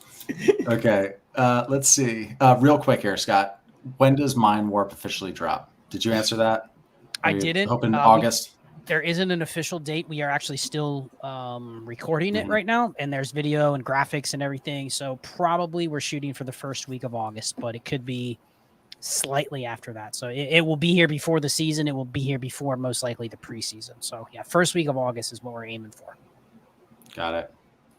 Okay, so this is let's go to Mark's super chat here. Thank you, Mark. 1 of 1. Do you feel the year 1 punt is a viable strategy? That's what Shane does in auctions. I like to go young and startup. Hard to win with young players year 1. Might as well go for the 101. I find it easy to get a large advantage in total team value on Dynasty Daddy by constantly leveraging trading back for future picks. What are your thoughts there? So one thing I'll say this is a lot of people overestimate how good they are at drafting in startup drafts, or let me rephrase that. They overestimate how well things are going to turn out for them after that draft. So I do love when people are just throwing their future first around, like, it's like candy. I guess you throw candy, throw water. What things that you throw? Salt? I throw candy. You throw candy? All right. So they just throw it around, right? So they're just throwing future first around. Like, I like collecting those, yes, because it's easier for me to get those and hedge. And then if my team is decent enough in season, then I have those picks that if I want to make moves, I can. So I'm fine with I don't want to say a full-on punt first year, but even if you wanted to do a full-on punt, I'm fine with that too. It's just I like to draft where I think it's like, well, if things break right, this will be a good enough team, and I have some flexibility to add to it if I have to. But if it's a bad team, well, more importantly, I still have these future picks. Yeah, everything Shane said is correct. I think you just have to have a plan. That's why a huge part of the plan we talk about in startups is giving yourself multiple shots for the high picks next year. Because it's very easy to go, you know what? I traded up to get the 2 QBs, but then I started trading back. I built a team that finishes 5th place in year 1. I have the 108. Okay, that's fine. But the real advantage is if I got 2 extra firsts, and now I have 3 shots at getting like a top 2 or 3 pick, and I'm adding that to a team that's already really insulated with kind of some upside because of how I built my roster. That's when I think you really take advantage of the 1-year punt. You don't want to just kind of deleverage yourself to where you're just automatically in the middle of the pack. Okay, let's go. All right, I just have to undo that one. Okay, what are some things to do when you're itching to trade, but then realize it's only July and you have the best roster in the league? I mean, well, you got the best roster in the league, likely from savvy trading and maybe just making good draft picks or whatever. But you have the best roster in the league now. You're used to trading your way to get there. Now what, Shane? You're where am I weak? Let's Something's talk about weak. This. There's somewhere weak, right? Something's got to be weak. I'm going to try to improve that. But also here's a simple tool that I've learned to use over the years is I look at my phone and I go, stop, and put that down. You know what I mean? Don't send the offer. Like, I like Sleeper because I can modify and like have the offer just sitting there for a little bit, put it down, come back to it and go, you know what? Is this a deal that I actually need to make? Is this a deal that's going to actually help me? Or am I literally just doing this for something to do? And if that's the case, well, then just put it in your pocket, keep it in your pants for another week or whatever. My top 25% of teams are the ones I'm the most active trading at this time. And it's how can I bet against the teams that are worse than me into basically leverage trading into my strengths already. I think in a 12-team start 10, 12-team start 11, people have to realize there's only so much advantage you can earn this early into the season. Period. Your roster construction spot on. You have enough assets. You have good talent at the top. You need to be going to the middle of the pack. That was my last Destination Dynasty show this week, was go to the middle of the pack teams and find out which ones are willing to bet you heads up. Clay, if you think you're a middle team and you need a receiver to get you into the playoffs, I want to trade with you, because you're probably not just a receiver from the playoffs. There's probably other flaws. If I can get you to send me even a 25 first now for my wide receiver 6, I mean, just think about that. Would you ever do that, Clay? Would you trade the best team, something that makes them even more flexible when even the player you're acquiring? Like, ask yourself, if I trade this pick to this team, does it even help me dent what they've already built? And if the answer is no, don't trade with that team. So I think you start trading your excess or your like kind of flat tier pieces for leverage against other teams' futures and see if they're willing to take them. That's how you play it when you have a really great squad. Do not be afraid to trade away points. I love that, how you go to the middle of the road teams who think they need a piece, or you try to trade with them because they likely have other holes, but they're trying to make a move for the playoffs. Yeah, you snake that 24, 25 first. That's pretty savvy stuff there. But if you're that dude that Scott's trying to trade with, or gal or woman or whatever you are, I hope that you're not resting on the one trade. Like, I hope you're not like, all right, I got Calvin Ridley, now I can stop. Like, you should be looking at, all right, what else can I add to this? Yeah. Okay, let's put another one up here. Open for business. Thank you for the super chat. So 1 of 2. Here's a 12-team Superflex start 9 PPR, no tight end premium startup. We haven't done this one, right? Nope. Future first locked until after the season. Rather than load up on seconds, I traded my rounds 2 to 6 picks and landed 2 extra picks in the top 10. Took JJ, T-Law, Fields, have a 7, 8, 2 9s, 2 10s, and the rest of my original picks. What do you think of the pivot? Keep doing what you do. Love the show. Appreciate it, man. Okay, so here's back to the settings. 12-team Superflex, start 9, PPR, no tight end premium. So then go ahead and read there. Traded rounds 2 to 6, landed 2 extra picks in the top 10. What do you think? What do you think, Shane? Basically traded deep. Every top 6 pick for these 3 players is essentially what it turned out to be. So I kind of did the same thing in the HQ Renegades 3 league, not on purpose, but ended up doing Jamar Chase, Bijan Robinson, Deshaun Watson, and Kyler Murray, 4 out of the first 15 picks, and then I took off the next 6 or so rounds. It's start 9. I'm okay. I like it in this format. I'm fine with it in this format. We've talked about it before. Like, the players you're getting around 5 aren't substantially different or better than the players you're getting around 8, 9, 10. Like, they're just not. You talk about the warp. You break out the warp chart. If it was based on draft capital of ADP startup, average draft position, I bet you it would be a pretty flat looking tier from rounds like 4 to 8, 4 to 10. I mean, I'll give you the example. So he ended up with T-Law, JJ, and Fields. So let's just take, we don't know what pick he started with, but let's say he ended up with, and I'm guessing it's probably not the 110 because that's where Fields is going. I assume he wouldn't trade the 203, including in that deal. So let's just pick right in the middle, okay? So he got the 106. Here's what he gave up for the 106. And he ended up with, I'm assuming, like another early second, something like that. Maybe he traded for the 110 and the 203. So he had the 106, 110, and 203. Here's what he gave up, though. Would you give up these 5 players for, let's call it, Justin Fields and Justin Jefferson? Okay. Jalen Waddle, Kyle Pitts, DK Metcalf, Jordan Addison, George Pickens. You giving that up for Justin Jefferson and Justin Fields? Yes. Absolutely.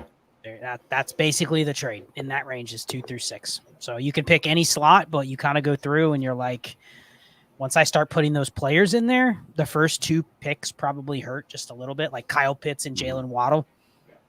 but in a start 9, you're kind of like those other picks after that are what it would cost you to make the up tier already. Yeah, so. it significantly downgraded after that when it was George Pickens and Jordan Addison, who I like Jordan Addison, but I'd make that deal every night of the week. Yep. Yeah, and a start 9 too. A nice cluster of picks there in rounds 9 and 10. Yeah, strong moves, man. Just keep trading. You know what you're doing. So let's see. Yeah, I was literally about to pull that up, Shane. Hey, Alyssa. Go ahead. Judy going to score Olave? No, that's not going to happen unless of injury to my dude Olave. Do you guys have an injury? Make a bet? Do you have an injury floor in that bet, Shane? I feel like we made a bet. I have no idea what it was for or if I actually made a bet with her. So I think we made a bet. I made a bet with one of you guys. Alyssa, hit us up if we made a bet. And if we didn't, just tell me we did and I'll honor it. But you're 100% wrong. But thanks for watching. So, okay. We have a giveaway thing because I was not going to forget this. I'm giving away my spot in the mid-season Degenerates League. So it's a league with Scott and Shane, a bunch of other sharp patrons. My team is pretty studly, or at least like has some good pieces. I'm going to give it away. It is #orb. Keep it nice and simple. #orb. I just put it in the chat. If you would like to take a look at and probably, I think it's already paid and everything. So if you would like that team, it's pretty decent, and you can play with Shane and Scott, which is cool. So #orb. Let's move on. TDF207. Thanks for the last answer. Different league. Thank you for the super chat. 12-team Superflex, start 10, PPR, 1.75 tight end premium.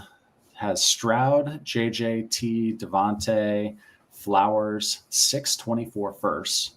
Obvious rebuild, trade JJ. No. Fuck He's no. like No. I was gonna say, just let Shane have this. No, his outside of the QBs, steam coming out of his second ears. best. What is he? 23 years old. He's the wide receiver 1. He's like the pace that he's on is unprecedented. And obviously things can happen, but unless I'm getting an absolute haul back for him that includes Jamar Chase, probably not making the deal. I'm not trading away any of those first unless I'm getting strong value on it, because those things are only going to go up in value. Like, don't get rid of JJ. Like, it's okay to trade points away, but not like those are the types of players you want to keep. The thing is, when you ask Shane a question that has this number of pieces already and 6 firsts, he's going, okay, how can I contend right away? He's going to buy no such thing as a Hurst, rebuild. I mean, 6 firsts is 3 really good starters. No matter like the simple math, right? Just simple math. 6 firsts can get me at least 3 really good starters, borderline elite. Like, I bet you I could get either Jalen Waddle, Amon-Ra, St. Brown. He already has T. Higgins, but someone in that vein to add to this. Yeah, no. I mean, what are you doing about QB here? What are you doing about QB? I'm assuming he doesn't.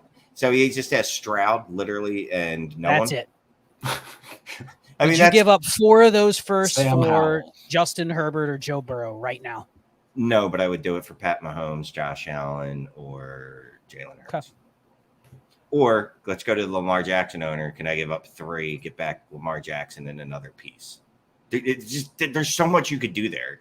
Like, that is just go. You shouldn't even be watching this show. You should just be sending out trade offers. Yeah. Man, there's some great ones here. Let's see. This one from Dustin. I swear I downloaded his missed super chat, the one that you guys recorded, right, guys? Mm-hmm. Onto my computer. Can't find it for the life of me, and it looks like you guys might have deleted the recording from it. Anyway, Dustin, let me. I know the double whammy, but Dustin, let me double check. I looked for it, and there was one other too that fit this bill. I'm pretty sure we posted it in the. Did you post it group in the chat? It's on a YouTube page, right, Shane? That's where we've been recording them. I think we'll be able to find it. We'll go back and check. Oh yeah, maybe. Okay, I'll look. I know exactly what you're talking about. Here, I'm making a note for that right now. I'm looking at the video right now. I will send Clay the link. So Dustin, beautiful. You are hooked up. I will hook you up by sending this over to Dustin Super Chat. I found it. Yes. Yeah, nice. I'm there. dumb. I keep forgetting that it's now in the channel feed with those reviews. Yes. Yeah, and then there's one more too, Scott, if you wouldn't mind shooting that to me as well. And I can post them in the community post so everybody can see those little short videos. All right. Very While nice you're doing done. that, I just want to. I did like this comment. So Ja Webb says he likes to have fake talks just to gather info. I love that. That is so diabolical. And if you can do that, I mean, there's probably only so many times you can do this before people catch on. But who knows? People are slow, man. So I like that move. Like just having fake talks, feeling people out, and getting information out of them. It's not even fake. It's just striking up a conversation with a random person in your league chat, whether that's in the public or whether it's through direct message. It's not fake. It's just getting people to talk. It's a skill. And I'm not even someone that tries it. I don't have time to do it, but I think there is legitimate takeaways that can come by generating league chat, just discussion over whatever, even if it doesn't apply to players you have in that specific league. So I like that. Smart. Okay, let's move to this one here. So Dues 98. So it's a three-parter. He ended up saying sorry, 3 over 2. But hey, this was at 1:47 p.m. Can you read this in a British accent? Hello, I have a question. No, Clay reads it. 1:47 p.m. We'll get your questions up here. You came in early. Hyped for this one. Watching from the UK, so may miss the live stream, but definitely watching it back. I'm in a point per completion, 10 teams, start 9 Superflex, where QBs are so hard to acquire. I have Watson, Goff, Kyler at QB, but that doesn't feel enough given the scoring settings. Running backs, JT, Ramondre, Najee, Dobbins, has JJ, Chase, Amon-Ra, Ridley. How much is too much to give to upgrade to a top 7 QB? The league is very hesitant to trade me a QB, but I've managed to create some conversation with the Herbert and Lamar owners. So we're in leagues like this where the QBs are just nuked, right? So I sold like Goff, for example. Remember that trade, Scott, and that one with Ray G and all? I got the 107 and the 111. And people are like, what? Like 2 firsts for Goff, but in that scoring setting, he's putting up 45 points, you know? So what do you think here? He's talking about getting 2 top 7 QBs. He has 2 top 9 QBs. He's got Watson and Kyler. I mean, if I could move, you can't move Goff. It's probably Kyler and someone. I'd pay Kyler in a first if I could move up to, what was the other choices? Lamar or Herbert. I'd be okay with doing that. But I don't feel an urgency to do so. So here's my take. This is one you need to run the warp because I bet you if it's truly point per completion, I don't even want Lamar Jackson. Give me Justin Herbert. Give me the guys that are going to complete 450 to 500 passes. I don't want Justin Fields. I don't want Lamar Jackson. I don't want Jalen Hurts. I want guys. So it makes me say I can win. Yeah. I bet you I can win with Jared Goff and Kirk Cousins along with Deshaun Watson. I don't need to go pay. I mean, look at the rest of his team, right? His running backs he's got enough running backs, but he's Chase, Jefferson, Amon-Ra. I mean, you have everyone else smashed. I'd be going to the high completion, high pass rate guys like Cousins and see if I can get him. Give me Goff, Cousins, and Watson. I'd even down tier off of Kyler to Cousins plus. I bet you can win the league with just that. If it's truly point per completion. And that's all. I love it, too. That's the change. Yeah, and you got the Goff Amon-Ra stack, and if you get Cousins, you've got JJ as well. For what it's worth, nice little addition. I mean, Goff and Cousins are going to throw it a lot. Format. They're going to throw it a lot. They're both awesome in this format. Yeah. Okay, so we got that up there. Just a reminder, #orb, ORB, if you want to play with Shane and Scott and a bunch of other sharp people it is MFL. It is MFL, but you'll have fun. Okay, let's go to Matt West here. It is a 10-team start 9 half PPR 1 QB. So touch on the shallow side, yeah. House money year, 224 firsts. Teams desperate for high-end running backs. Have Ken Walker, Najee, Gibbs. We'll try and sell Najee in season. Thought selling high, turning the position over? Thanks. First off, right there, so we saw the format, 10-team start 9 half PPR 1 QB. So right off the bat saying, we'll try and sell Najee in season. Is that the right thought process right now? I haven't thought through it myself, but it seems like already knows what he's doing with Najee. Is that a good way to think, or is that a good strategy with him? I mean, it depends on the price, but I'm not opposed to selling any of those running backs he has right now. I guess I'd probably be okay keeping Gibbs, but like if anyone came to him and said, I'll give you multiple firsts for Najee because it's a shallow half PPR league, don't care if it's a 24 and a 25, I'm okay doing it because I think you can. These are the questions that people don't really think about it because they think they need hammers. But if you have the right roster construction, you can make up selling one of these guys. And I think I would probably try to sell Najee over Walker and Gibbs, but that just depends on the market. If someone's willing to give me double for Walker than what they would give me for Najee, then I'll sell Walker. I'll sell them all. Gibbs might be at his peak already, but I got a feeling Najee, when we get the point scoring season, is going to be half PPR. Is Gibbs really that like another? Yeah, I was going to say another piece of leverage is can you pivot off of Gibbs for another running back and a first and just roll the ones you have house money. Like then you have another option that you can sell one and you picked up a free first. Now you're starting to stack first next year where you're just going to control the board. And in general, I mean, you always want to refresh that running back position. If you can tear down and get it first all the time, like that's just you continue to do that until someone finally kicks you out of the league. Okay, let's put this up here real quick from Landon. We'll try to keep this short. We've got 361 eyeballs still in here. We got to keep an eye on the time. So Landon with the question: with the Kendra news, does it change your value for him? What would you flip him for? Let's talk Kendra Miller. Already been flipping him. He's a jag. He's worth a second. I would cash out for a second, and that's not an indictment on him specifically. That is purely just playing the odds. He's as good as being Rashad White or Damian Pierce, or he's Zamir White, Isaiah Spiller. He could be either one.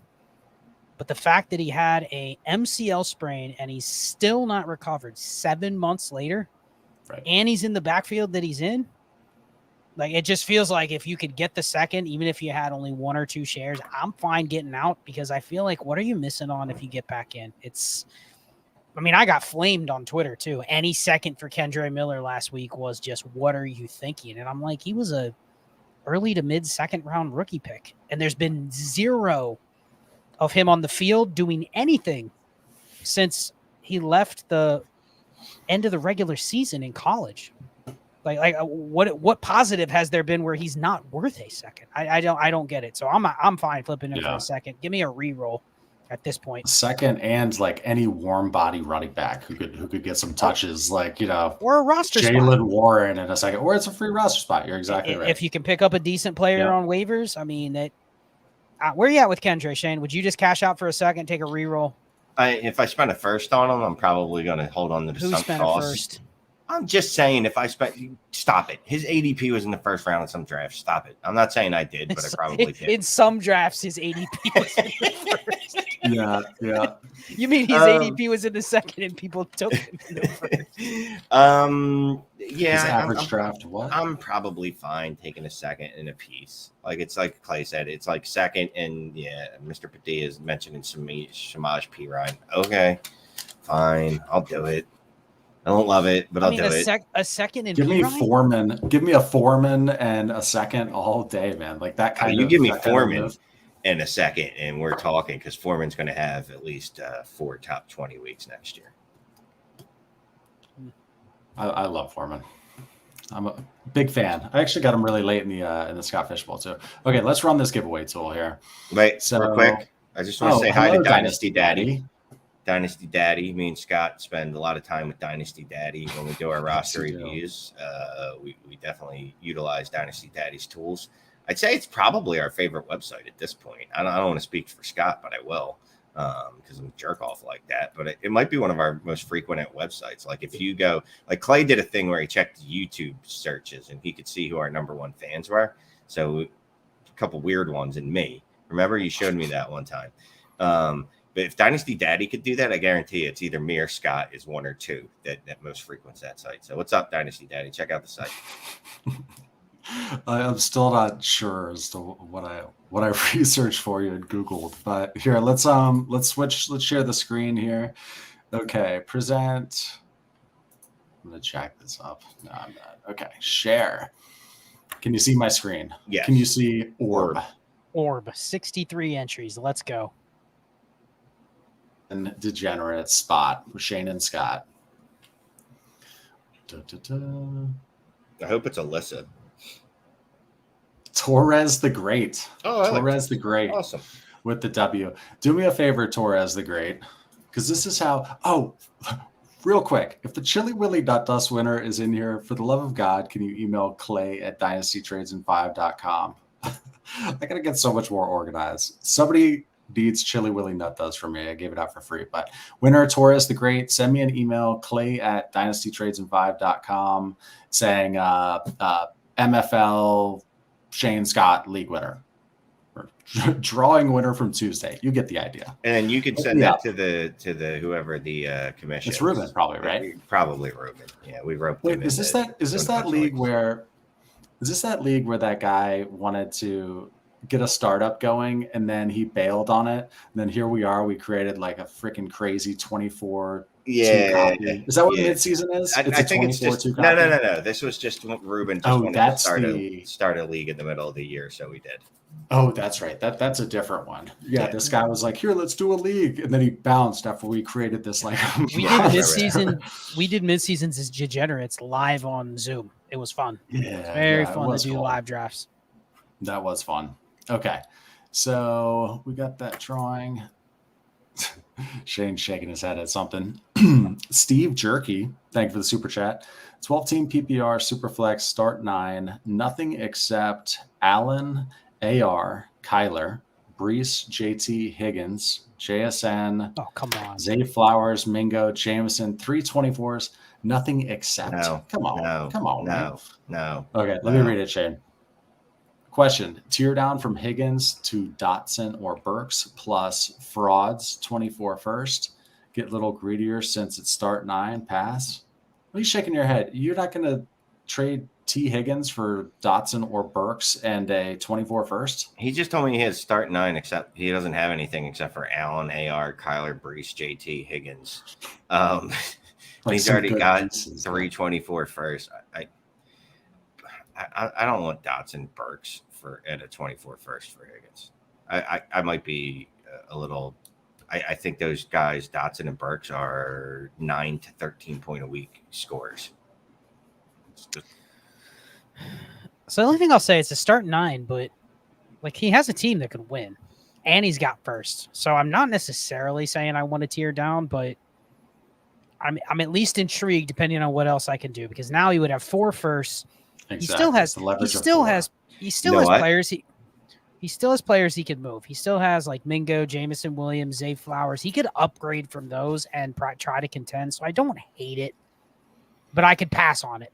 I think this exact offer, I could literally go either way. So just go with your gut. So I have an idea. So you take this trade, right? And then you take 2 of those first and go trade for T. Higgins.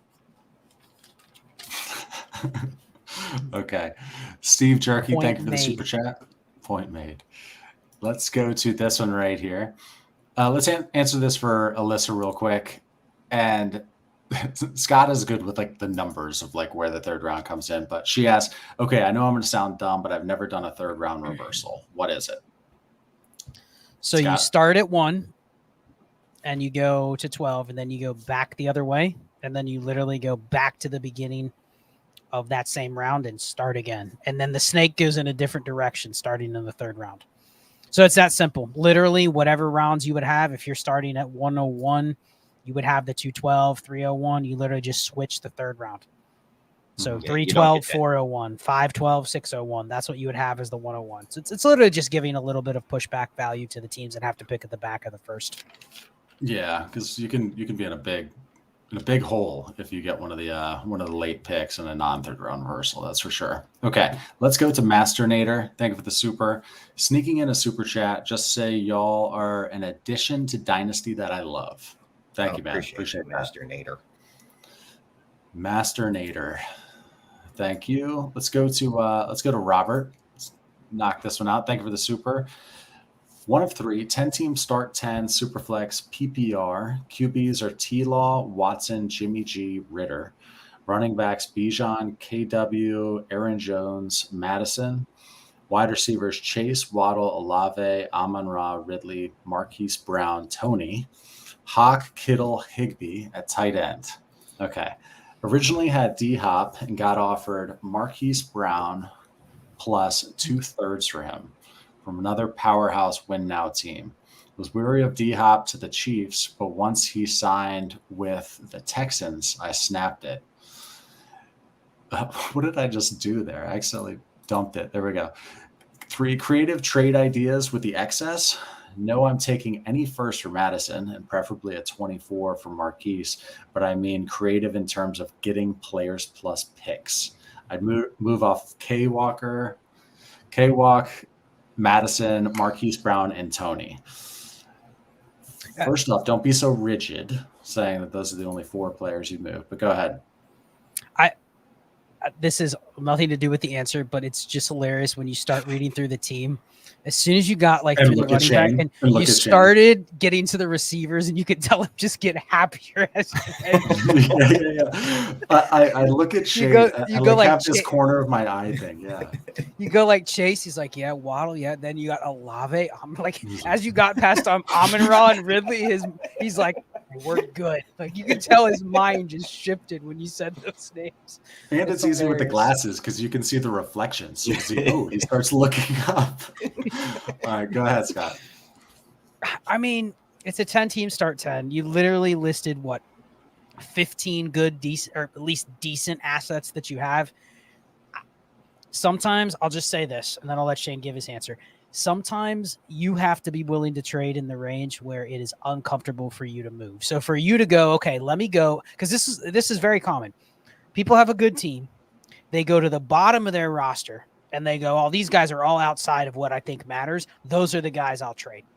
And unless you find the fish that go, hey, like earlier, the example, Clay, hey, I have a Studley starting lineup. Do you want any of my players that are outside of like my top 12? You want to give me like a future first for one of those guys? And unless somebody says, yeah, sure, I'll trade you a first for your wide receiver 6, you're just feeding the beast at that point. Yeah. Sometimes you got to be a little flexible and go, okay, I'm willing to move. Okay, maybe I won't move Trevor Lawrence or Watson or Bijan or Chase. But everyone else, like I'm willing to listen at the right cost. And maybe somebody comes to you and says, I'll give you 2 firsts and a running back for Amon-Ra St. Brown. And you're like, oh, okay, I didn't even think to put him on the block, but someone else has him in an elite tier, and I'm willing to sell him. And then you slide the Marquise Brown and Calvin Ridley up, and you just have to accept, whatever their outcomes are. But it's because you're getting the leverage deal in a place where you weren't even going to shop. If you just say Madison, Ken Walker, Ridley, Hollywood Brown, Kittle, Higbee are the only guys I'll trade, I think you're limiting yourself. And if someone doesn't like those players, you're just not even going to get any inquiries. Yeah. It's funny. Looking at Amon-Ra, to Scott's point, I go, all right, what top tier running back can he get me? And usually I'm not about trading for running backs. You know that. I hate running backs. But when I'm looking at the rest of my wide receiver room, I'm going, I could peel off from here and still have a super elite wide receiver room. But then also upgrade my running back room where it's also just completely stacked. Yeah. Good looking team there. I don't know if you guys knew this, but Fantasy God recognized that Shane is a sex symbol and asked to be proved wrong. I can't prove him wrong. I cannot. It's the glasses for sure. Yeah. We have T. Williams here. Y'all better go ahead and get signed up for a roster review, or I'll be taking y'all's money soon. Thanks, boys, for the awesome roster reviews. So worth the money. And that's actually the truth, too. So we sent out a TikTok and an Instagram with like a little promo video for the roster review and got hammered by inquiries. So definitely hit us up if you want to talk roster reviews. It's roster review at dynastytradesand5.com. And you'll get details. It's actually Sandiford, one of our subs, now friends and coworker, who will be working with you. But they do a kick-ass job, bunch of different options, whether it's private or live on a live stream. Lots of options. We'll give you all the details. So moving on here, simple. And yes, thank you, T. Was it Williams, for giving a shout out there. Okay, let's go to Simple Man. Simple Man here, just like Shane. 10 teams, start 9, PPR, 1 QB. In 2025, transitioned to Superflex. Traded Fields and A-Rich for Burrow and Quentin Johnston. Overpay. I also have Deshaun Watson. Curious when it's the appropriate time to sell elite QBs. Burrow turns 27 in December. It is like age 32. Man, 10 team, start 9, 1 QB, and I know the Superflex is in 2 years. I think I'd be willing to gamble on Fields versus Burrow, just very similar scoring wise. And then if Fields kind of like goes down, then I still have Anthony Richardson as a backup. I don't love the trade. Basically, I think in a 1 QB, Fields and Burrow are basically the same thing. And probably Fields has this single season, like 10% outcome higher than Burrow. But even if you say they're a wash, I kind of like having Richardson in my back pocket in a 1 QB moving to Superflex in 2 years. Even if I have to ride one more year of him being my backup QB in 1 QB, he's a huge positional advantage potentially too. So I actually don't like this trade because all you got back is Quentin Johnston. So the start 9, 10 team, like hopefully he's not relevant. Like, if you're making this move and you get Pat Mahomes or Josh Allen, I can tell myself a story of. I hate when people say that, by the way. I can tell myself why I would like this trade. I like it a little bit less when it's Burrow, and then Quentin Johnson, quite frankly, doesn't matter for me in a start 9. I'm hoping that's moving to a start 10 in 2025 because we saw a league that we did a roster review on where they were just absorbing the extra Superflex spot into the league. So it was like a start 9, and then they were just adding a Superflex and making it start 9 still.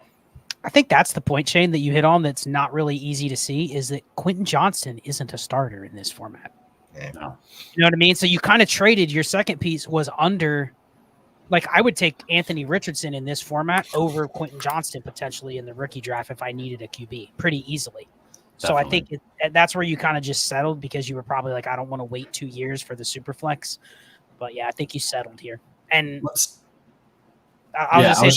the second part, I mean, 1 QB, never. I would sell elite QB. I would just let him expire and then say I need to go find another one in a Superflex. I think, and I'll give a shout out because Ray and Jay Rich did a show on Wake Up last week where they talked about what does the Superflex top 12 look like or top 10 look like in 5 years.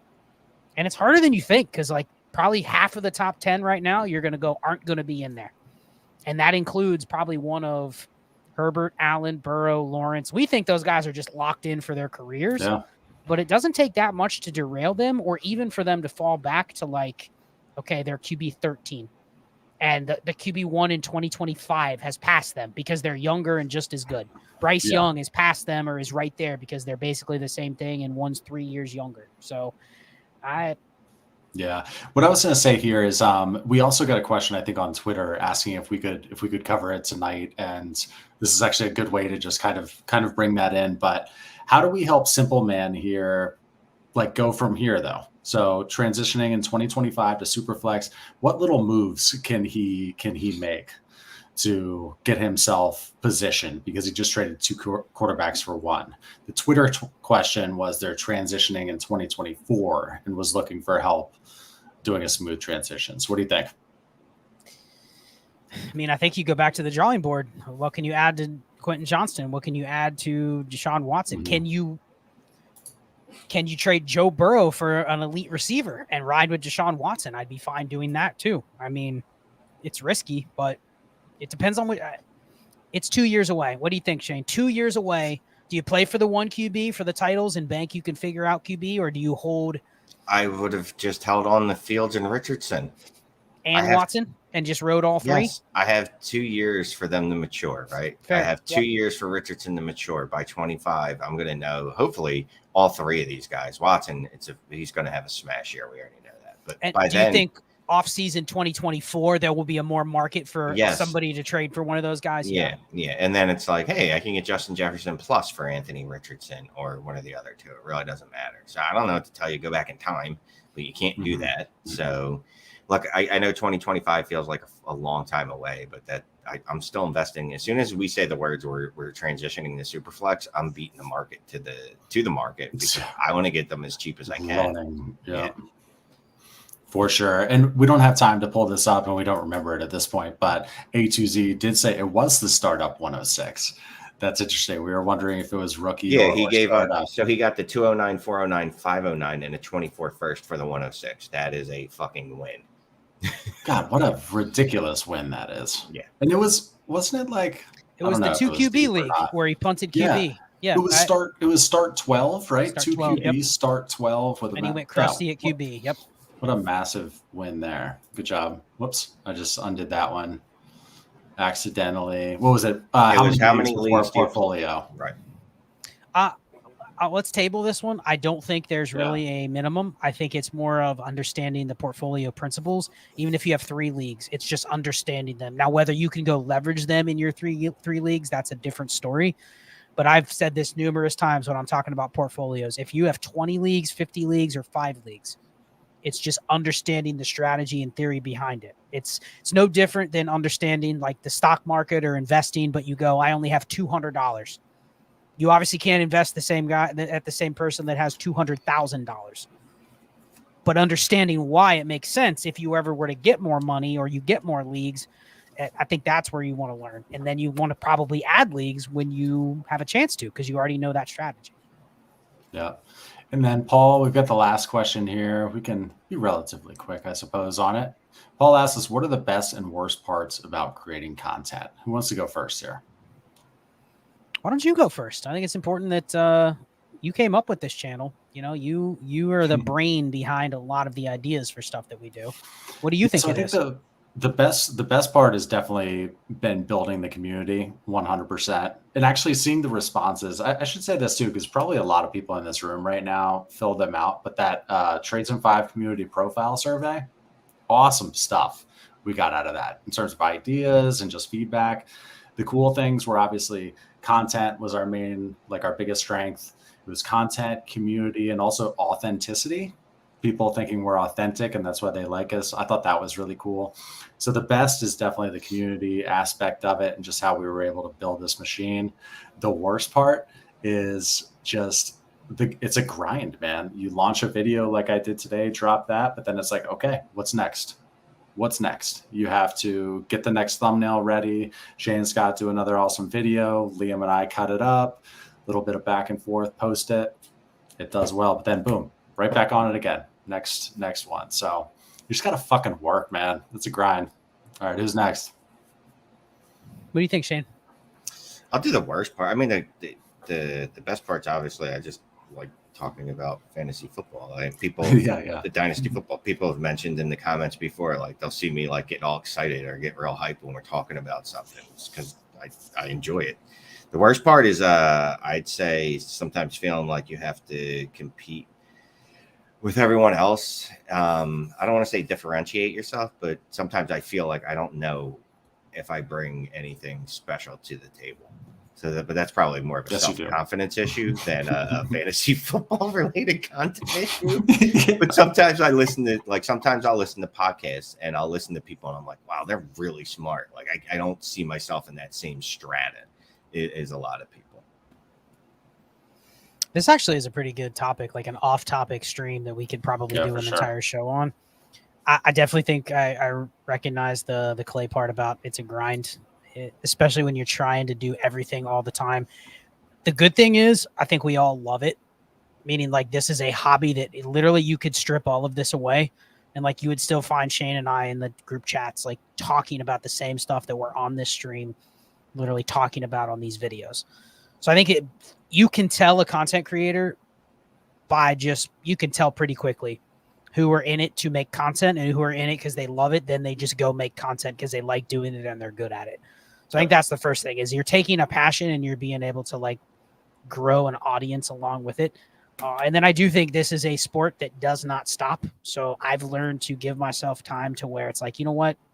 It makes sense. And we know the calendar, just the NFL calendar in general, like kind of when it makes sense for maybe me to take a step back for a couple weeks or vice versa. And you can run a channel efficiently. It does not have to be 10 videos a week, every single week, can't miss one. Because sometimes when you force the content, it gets redundant. And people are like, oh, another video just to have one. I get it, the algorithm. I get wanting to put out as much content as you can because you can use it on other sites. But like it's almost like you're better off when you take a little bit of a break and then you come back into it. And I know when I'm fired up to do like a stream or record a video or do a roster review, it's going to be better versus this is the 8th roster review you've done this weekend. I'll still do it. I'll still do a good job, but you sit there and you're like, okay, if I just took a break for a day and came back to it, it'd probably be a little bit better. Yeah. Okay. I think we hit that. So see some nice comments here. Look forward to Tuesdays. Clay, we appreciate it. Keep grinding. And then also Shane's personality is the best. Sports cliches you hate most. Man, I've got a million of those. Like verticality became a word, I feel like, because of the sports folks. Yeah. Have you heard that word, Shane? It's like verticality. Right up your alley. Does that mean you can jump? Yeah. Tall. I swear it became a word. Verticality. Yeah. Cringe. LOL. How about basketball? Spurtability. Yeah. Go on a spurt. Bounce back ability was another one. Like literally with like the hyphens and shit. It's not a word. Guys, thank you so much for joining tonight. 346 people still in here. We got the usual likes and loves from Padilla's mom. We got Dad, Colin, all of them, Austin in there. Thank you as always. And yeah, actually Thursday, well, we'll announce what's coming on later this week and next week. We've got a lot of good shit coming. So buckle up, guys. You want to say bye? Shane? Peace. You want to say bye? Thank you. Good night, everybody. Thank you again for another great Tuesday. Yeah. Always a blast. We'll see you next time. See you guys. Later.